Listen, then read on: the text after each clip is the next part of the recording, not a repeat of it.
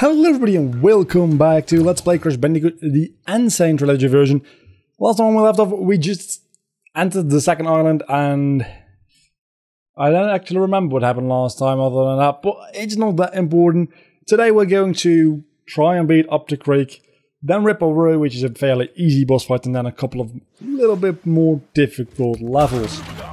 Luckily, we don't have any of the bridge levels coming up anytime soon yet, because those are horrible, especially in this version of the game. But I think they actually they maintained, first of all, the ropes glitch, where you can walk on the ropes on those bridge levels. Very, very nice that they did that. They did that specifically for speedrunning purposes, and everybody who felt very, very nostalgic to that glitch, I guess. But they also, I think, made it easier to get... if I'm not mistaken. At least from everything that I've seen and heard from people, that was the perfect checkpoint and then immediate death situation. Okay, that was just stupid. But it feels like, as far as I can tell, I should just wait there. And they made jumping on the ropes easier, because I've seen a lot more people do it. Mostly. Maybe I've just seen a lot of people that already could do it repeated, but I'm pretty sure, like, I've watched a lot of Crash Bandicoot Let's Plays, believe me, I've watched a lot of them.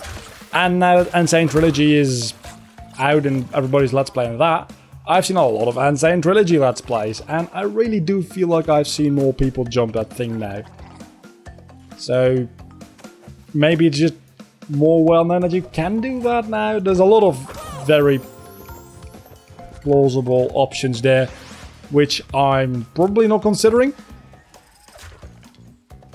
But I'll try it out myself. I mean, I never got it to work, and I hope that I can, because fuck the high road. In general, fuck the high road, but in this game, with the more modern control style, apparently the high road is even worse. So, fuck that. If I can cheese it, I will cheese it. I mean, I will have to do the box jam, I know. It's not that. Oh my fucking god, I thought I'd be able to spin that spinning monkey. In hindsight, doesn't make a lot of sense. That jump I could have made, but I didn't. You see, you can totally make that jump. If you get good, you can make that jump, I tell you. Also, jumping up here is way faster than walking. At least it feels faster, and that's everything I really care about. So how many lives do I have? 12. I'll be fine. I missed that platform big time. But I'll be fine. So I died somewhere around... not here, actually. Yes, actually, I did die somewhere around here. So he doesn't come back all the way, and then you... yes. Wait for that one, and then jump. I died right before a checkpoint too, that's always so annoying. I mean, it's even more annoying if you can see the checkpoint when you die. That's the worst. Seeing the checkpoint... oh, talking about checkpoints. This actually should be a lot easier in this version of the game. Yes, it is. That just give me a couple of extra Wumpa Fruits. Can't see that being the only thing. Probably these boxes weren't physical until you did that. You know, them having only outlines and you can't break them, and like, oh, do they actually even do that in this game?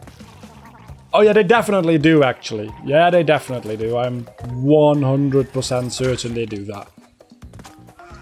I wonder if this bottom box has a toner thing in it. Oh my god, it does. Who could have guessed? I mean, that is a little bit of a thing that you could see as not great game design. The fact that you can now see where the third toner token is with the box. I mean, doesn't mean that you... fuck. This one's actually fairly difficult. It doesn't mean that you have to have gotten the first two, but you know, at least if you're looking for them, in what like part of the stage to look. It's not that difficult to find in there, let's be honest. So don't create that same kind of bridge you did last time and just do it this way. It's so good that just tapping on the D-pad once moves you over one block now. It's the best. Honestly, should have jumped there. Should have jumped there. And the worst part is, these boxes do count to your total. So, you need to get them for the gem. That's not the worst part, I actually quite like that change. But it does make some levels with difficult bonus levels, and then there's the Nitro and Brio levels, bonus levels as well, which are even more difficult, I might add. Yeah, those days are harder to get to. I shouldn't have moved. I was like, oh, I want to face to the right because that makes it easier. It doesn't really. To get the box after this, but no, I just had to fucking jump off. Of course I did. This is getting pretty fucking annoying since I can't get over there now, I don't think. Pretty sure I can't. Well, actually you can. That's actually pretty good. Because if you couldn't, that would just be bad design. You see, now I'm facing right, nothing to complain about. These last two boxes with lives in them, God knows I need those. I mean, you don't lose lives in the bonus stage, luckily. But you do in, like, being a bad gamer. Pretty much. That's what I am. I'm bad at games. I missed 2 boxes. Where? Oh, fuck, I know where. At the start of the stage, if you walk backwards, there's 2 boxes, I do believe. You can get the box gem here first time round. I'll get it later. I'm not going to do this stage twice in a row. So close to each other. And feel horribly doing it. Next up is Ripperoo. It's been a while since I even had to drink any water while recording an episode. This should go into the history book. It's the first time in... I'm scared to give a number because I feel like if I say half a year, there's 2 things that's going to happen. It's 1, going to be not true, and 2, people are going to point out that I haven't uploaded for like a year. So, yeah, maybe stay away from that.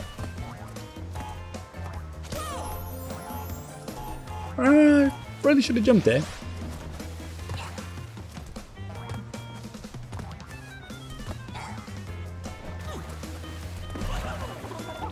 Really shouldn't have jumped there. It feels like I was planning to make that joke that way and died on purpose to do that. That wasn't the case, don't worry. Come on, blow the fuck up. He did blow the fuck up, so I'm happy. What is his pattern now? His pattern changes, that's true. It gets more complicated, of course, as you go along. Oh, he jumps there! I think this might hit him. Probably will. Just about didn't. I've got a question for you guys, actually. Chicken McNuggets. That's the whole question. Now, of course it isn't. Oh, that did hit him. I never ate them as a kid. When I went to McDonald's, I always got like a hamburger. So, I fucking love the McDonald's hamburger. But I'm 21 years old now, right? And a couple of weeks ago, I had McNuggets for the first time. And everybody's always going on about how fucking amazingly great they are and how good they taste. And, well, I, of course, know that they're mostly pink slime. But a lot of people, I mean, I know that McDonald's hamburgers themselves aren't probably very good quality meat either, and I still fucking love them. So, the Lost City, oh my fucking god, this is gonna be fun. There's a color jam here, which means I'm gonna have to do this without dying and collecting all the boxes. Fun. But after 21 years of life, 21 years of eating hamburgers, it's probably not true, because I probably didn't get hamburgers as a baby. I would imagine. Oh yeah, you have to do this like some 3D thing here. There's that 2 boxes, you have to destroy that, okay. I finally decided to buy Chicken McNuggets. And oh my god, they're so horrible. is there anybody else who has an experience similar to this, right? Have you always eaten chicken McNuggets, decided to get a hamburger at some point, and just puked your brains out? I didn't puke my brains out, but just for purposes of the story, let's say that. Has that happened to any of you? Because I am genuinely, I can't talk today, curious. Because it must have happened, right? The only reason that people like those chicken McNuggets is because they were conditioned to like them. I mean, like, as a young kid, young teenager, your tastes are being developed, right? So, and you're very easily influenced by things. So, I must imagine that eating them at that age a lot, especially together with the fact that you have pleasant experiences with McDonald's because it's always fun to be there as a kid. Also, I fucked that up big time. I died a couple of times already. I'm not going to get green jam. But that must play a huge part in it. Because chicken McNuggets are not only, like, generally liked, I would almost describe them as some kind of hype thing. And then when I tried them myself, they were not good in the slightest. So, it doesn't have to be McDonald's related. If anybody has got an experience like that where a lot of people say, oh, it's really good, and then you try it and then it's really bad, and it's probably because of that reason, because I genuinely think the reason is very, very likely the reason behind this, like, situation I'm finding myself in here. Let me know in the comments below, because I'm genuinely curious. I don't ask you guys to, like, comment about stuff often. It's interesting when we get a discussion going, especially when it's not related to the game. But I'm very interested to hear what you guys have to say about this, because it's like I'm trying to solve a mystery here. Also, I did die again close to a checkpoint. Those checkpoints shouldn't really matter in this stage, admittedly, since, yeah, you're supposed to complete this with getting all the boxes, but without dying. Also, I've been playing Crash Bandicoot 3 and I've gotten the longer tornado spin. Also his tail bounces you back, I didn't know that. But yeah, the longer spin attack, which you can also use to hover. So going back to a really short spin attack, and I feel like in Crash Bandicoot 3 in general, the spin attack is a little longer, but that's maybe because I always use it in combination with a slide. Going back to this, it is a little bit different. I mean, I can't imagine it actually being shorter usually, because I'm pretty sure all these three games work in the exact same engine, because that is a thing people have been complaining about a lot, and, well, to be honest, I felt that too, but I've pretty much completed at least the story of Crash Bandicoot 3 now, and my own playthrough. Also, where the fuck is that Brio token? What? Is it back here? It's gotta be back here. In this box, yes. A Brio bonus age, this is gonna be fun. You have to hit this one, on his head. Front and back are probably shielded. And I felt myself getting better at this game as I played Crash Bandicoot 3 more, so... yeah, that goes to show that at least very similar, but I'm pretty sure the exact same copy-paste engine. Which isn't bad, mind you. I'm not saying that because it's bad, it's just you have to get used to it, and in Crash Bandicoot 1, stages aren't quite designed to be played on that engine, admittedly. Also, this is going to be a lot of fun. I have to get back. I can't because Crash Bandicoot. I wonder if you, in the original game, could get back. Fuck. How many lives do you have? It's easier to just die. I wonder if in the original game, because the jumping was not as heavy, if you could get fucking damn it back to that immediately, and now you have to do some like immediate bounce jump bullshit, which in the original you didn't. I'm gonna admit that I'd never completed a Nitro or Brio Nitro. Well, no, it doesn't even have Nitros because they don't exist in this game. I mean, I'm a Neo Cortex. or Brio bonus stage, because for the longest time I didn't even know they exist. That's definitely not the way I'm supposed to do it. Oh, I thought the pillar of TNT reached all the way up the entire screen. It doesn't, so you just need to jump on the box. Makes a lot more sense now why there's normal boxes there. I thought they were just gonna get destroyed and it was like almost an art direction kind of thing. No, actually, like, that has a gameplay element to it. But you can't make that fucking jump. Oh.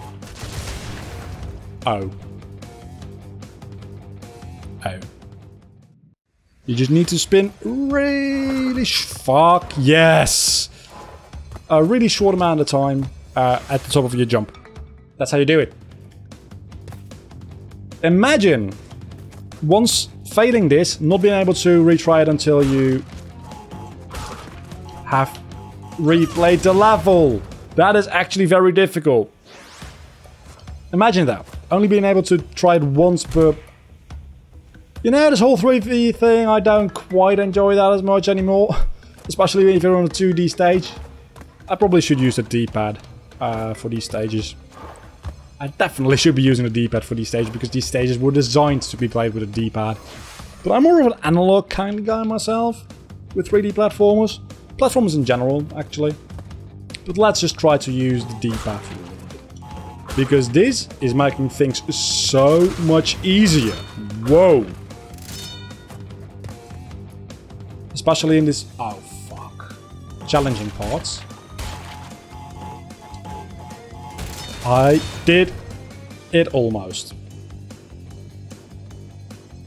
I think these Brio stages give you a key at the end when you beat them. Really sure they do. Or are those the Cortex ones? I'm not entirely sure. But one or the other does, and they unlock some extra levels.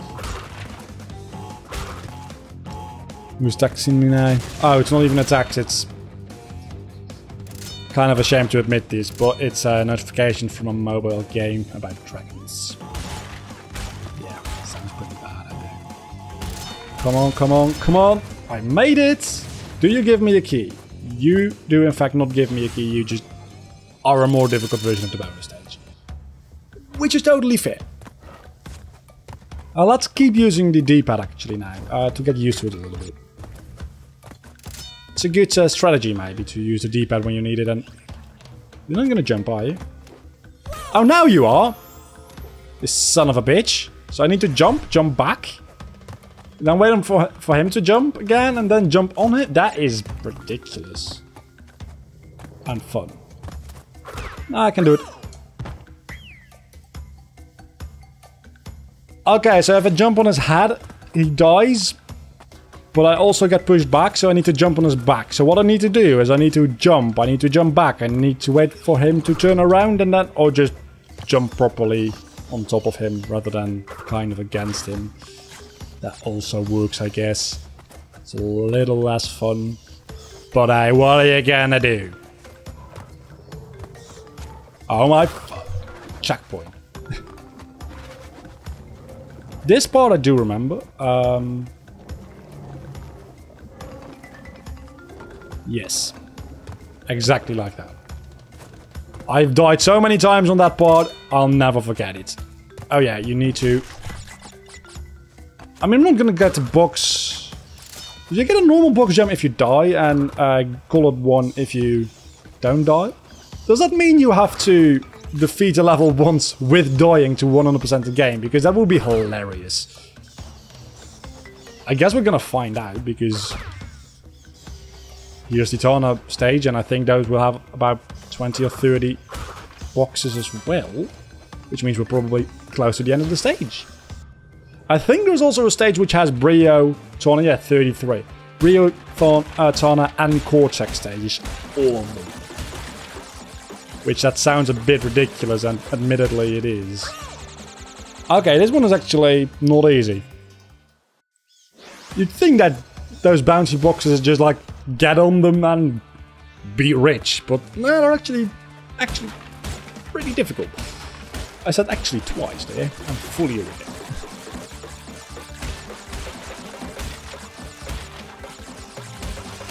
Just gotta do it something like this. See if it works.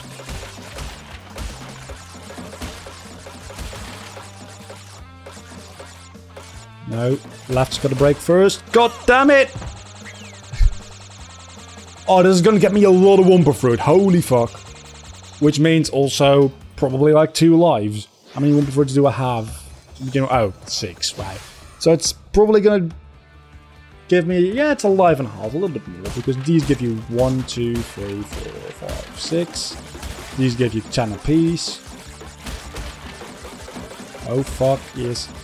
Don't be difficult, because as soon as the top one breaks, the bottom one should break immediately after. Yeah.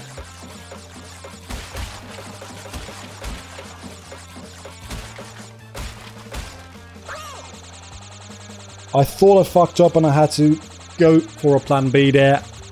I really didn't, as always. Also, this is taking such a long time that I don't think we're going to be able to do time trials today, because I should be starting those right about now. And, well, we're still in this stage.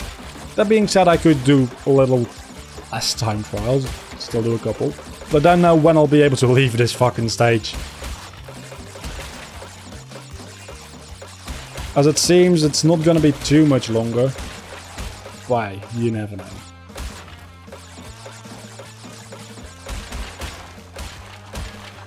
Yes, yes! Oh my god, I made it! So, that's given me 4 lives in total. 2 lives and 211 Wumpa Fruits. That's so much. Did it actually give me those lives? It did. I was gonna say, because it was counting them and then it went to a loading screen. Would have been annoying if it didn't. I really want to, like, slide jump here, but I know I can't, so I won't.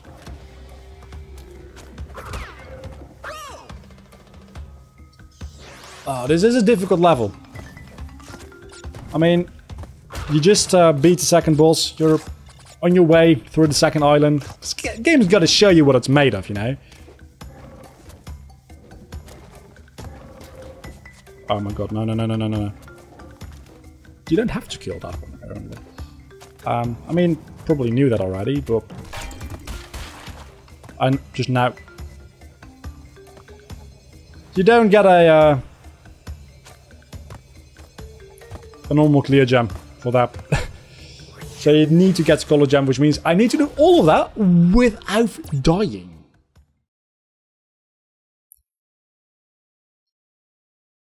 Wow. That actually... I mean, I knew that I would have to do that, but I somewhere expected that... that probably was very loud. Sample Ruin's not doing that now. I'm doing a time trial. Fuck that. I somewhere expected that there was a normal clear gem in those kind of stages. Which of course is stupid, because why would there be? Rolling Stones. Didn't I already... get...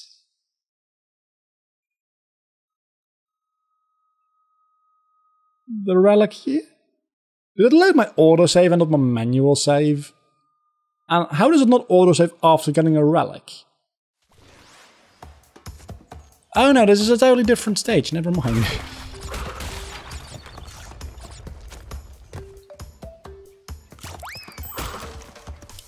Come on, need that Aqua just to be sure.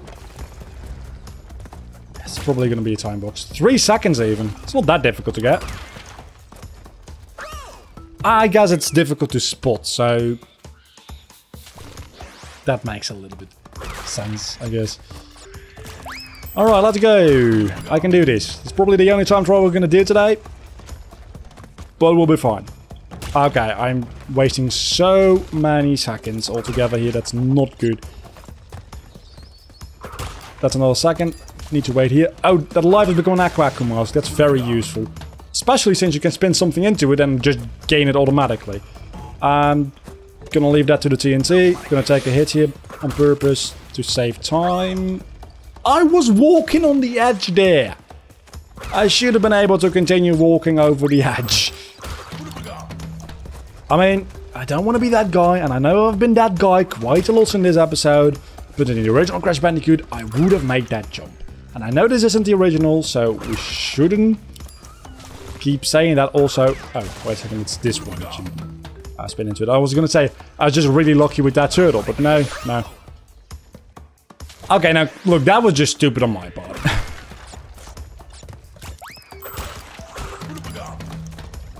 Okay, I'm gonna try and concentrate here. Probably should have saved that Aqua Mask for a little bit of more difficult part, but it doesn't matter too much. Really helps spinning enemies into these boxes because it saves me shit tons of time.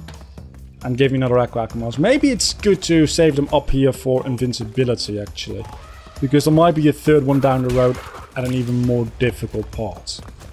I guess we're gonna find out. I did the same in the original playthrough of this stage actually, assuming that there was a huge pit, while there was a little bit of ground in between, where you can just walk off, and then jump to that pillar. Because otherwise it would actually be insane. Being on a platform with a rolling stone, that was actually a really nice way of... I wish I did finish my sentences and not die. Now I wish when you spin an enemy and it hits an enemy, the other enemy also starts flying off. So you can chain react a couple of enemies together, and with one spin you can take out like 3 enemies and a couple of boxes. Wouldn't that be awesome? Would that be overpowered? No, because you need quite a lot of skill to pull that off, I feel. So it'd be rewarding.